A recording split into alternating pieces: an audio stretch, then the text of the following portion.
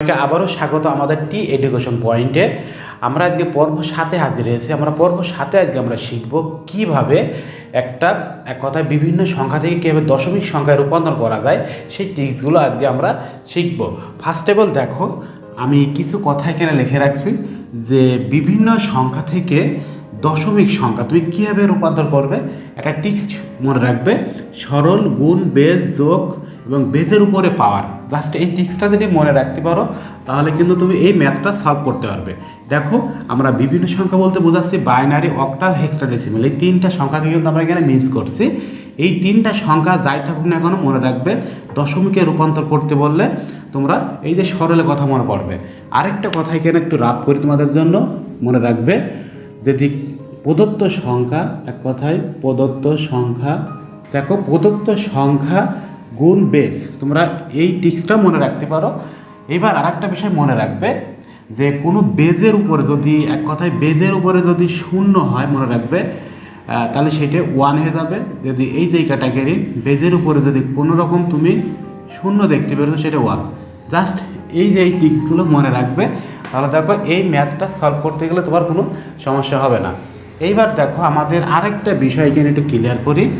এইবার দেখো আমাদের একটা ম্যাথ আমি এখানে তুলে রাখছি। দেখো একটা বাইনারি সংখ্যা, এই বাইনারি সংখ্যাটা তুমি কীভাবে দশমিকে রূপান্তর করবে, যেভাবে তুমি সৃজনশীল ম্যাথ যেভাবে তুমি সলভ করবে। প্রথমে ফার্স্ট অফ অল কী করো, দেখো এই যে প্রদত্ত সংখ্যা, আমরা প্রদত্ত সংখ্যা কত আছে এখানে 1। আমরা সরল বলতে কিন্তু আমরা এই যে এটাকে বোঝাচ্ছি, তাহলে প্রদত্ত সংখ্যা আমরা এখানে 1 পেয়েছি।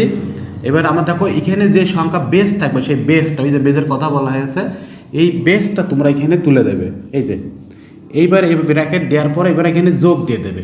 এই যে আমাদের সরল, আমরা সরল বলতে একে মিন্স করছি, এই যে তোমার গুণ, এই যে বেস, আর এই যে সেই যোগ। এবার আমরা বেজের উপরে পাওয়ার আমরা পরে দেবো।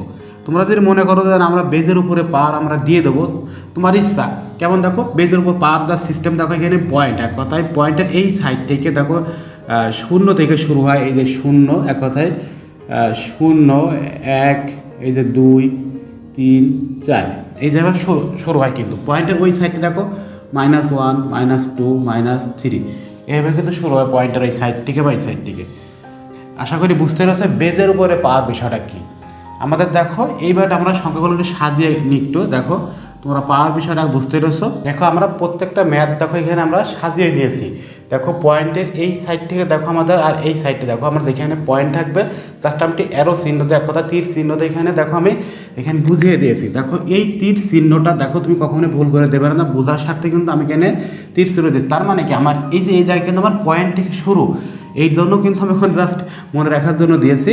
তার মানে কি, আমাকে একটা বেজ দেওয়ার সিস্টেম। এই যে বেজ বলছেন আমরা যে পয়েন্টের এই সাইড থেকে শুরু হবে আর এই সাইডে কিন্তু বেজ দিয়ে শুরু হবে। এক কথায় পয়েন্টের ওই সাইডে মাইনাস থেকে শুরু হয় আর পয়েন্টের পূর্ণ সংখ্যা এই সাইড থেকে 0 থেকে শুরু হয়। তাহলে আমরা এই যে বেজের উপরে এক কথায় পাওয়ার দেবো, 0 থেকে শুরু হবে কিন্তু এই যে 0, 1 এভাবে দিতে থাকবো আমরা। দেখো এই যে আমরা কিন্তু প্রত্যেকটা কিন্তু বেজের উপরে আমরা দিয়ে দিচ্ছি। আরও থাকলে আরও দিতাম 5, 6, যেহেতু এখানে নেই জাস্ট এইগুলোই আমরা সেটা দিব। এবার দেখো পয়েন্টের ওই সাইডে, পয়েন্টের থেকে মাইনাস থেকে শুরু হবে, -1, এই যে -2, -3।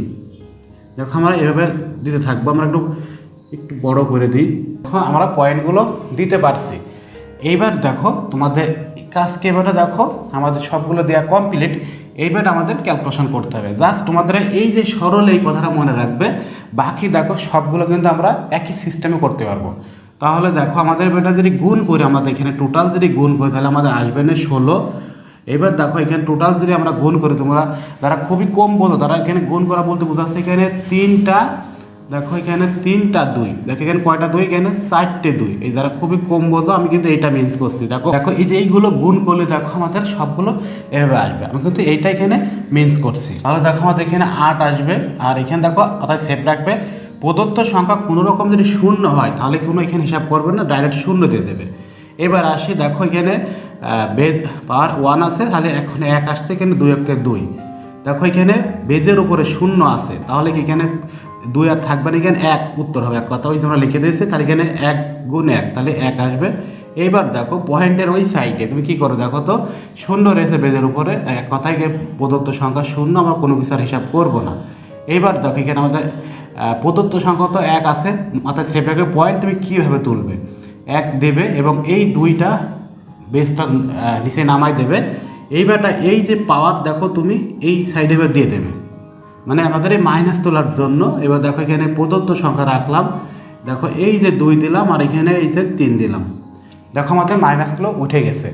এবার তুমি কি করবে, এই টোটাল যদি যোগ করা হয় তাহলে দেখো আমাদের আসবে না 27। তোমরা ক্যালকুলেটর ইউজ করতে এখানে অবশ্যই ক্যালকুলেটর ইউজ করবে। এবার দেখো এখানে আমাদের এই শূন্য বাদ হয়ে যাচ্ছে। এবার দেখো এখানে আমাদের আরেকটু ক্যালকুলেশন করতে হবে, এখানে 2টা 2 4 আসবে, আর এখানে দেখো আমাদের 8 আসবে গুণ করলে, আমাদের এখানে এই যে বর্গ করার মতো এক কথায়। এবারটা দেখো আমাদের 27। এবার দেখো 1/4 যদি তুমি এখানে ক্যালকুলেশন এক কথায় ভাগ করো, ভাগ করার সিস্টেম মনে রাখবে, প্রথমে 1 তুলবে, তারপরে ভাগ দেবে, এখানে 4 দেবে, দিলে তোমরা পাবা আছে 0.25 পাবা। তোমরা ক্যালকুলেটর ইউজ করতে পারো। এবার দেখো তোমরা 1 তারপর 15 ভাগ দেবে 8, এখানে তোমরা যদি ভাগ দাও তাহলে তোমরা পাবা আছে 125, 0.125 এক কথায়। এইবারে তোমরা কি করবে, সরাসরি যোগ করবে না, আগে এই দুটো যোগ করে নেবে। কিন্তু এই দুটো যদি যোগ করে দাও তাহলে তুমি পাবা আছে 375 পাবা তোমরা এক কথায়। ক্যালকুলেটর ইউজ করো, এখানে 375 পেয়ে যাবা, 375 পাবা। এইবার টোটাল তুমি যোগ করে দাও, যোগ করলে 27.375। আমাদের দেখো কাঙ্ক্ষিত যে দশমিক সংখ্যা আমরা পেয়ে গেছি। তোমরা এইভাবে ম্যাথটা সলভ করবে, যে ম্যাথে আসুক না কোনো, জাস্ট এই স্টাইল মনে রাখবে, আর এই যে কথাগুলো লিখে দিয়েছে এইগুলো তোমরা মনে রাখবে। দেখো ইনশাল্লাহ কোনো ম্যাথ এখানে তোমার সমস্যা আর হবে না। সো আজকের এই পর্ব 7 আমি জাস্ট এক কথায় বাইনারি থেকে দশমিক সংখ্যায় রূপান্তর করতে হয় সেই টিক্সটা শেখালাম। আমি পর্ব 8 শেখাবো কীভাবে অক্টাল আর হেক্সাডেসিমাল সংখ্যাকে কীভাবে দশমিকে রূপান্তর করা যায়, সেই টিক্সটা শিখবো। সো আজকের ক্লাসটা এই পর্যন্ত। সবাই ভালো থেকো, সুস্থ থেকো, আল্লাহ হাফেজ।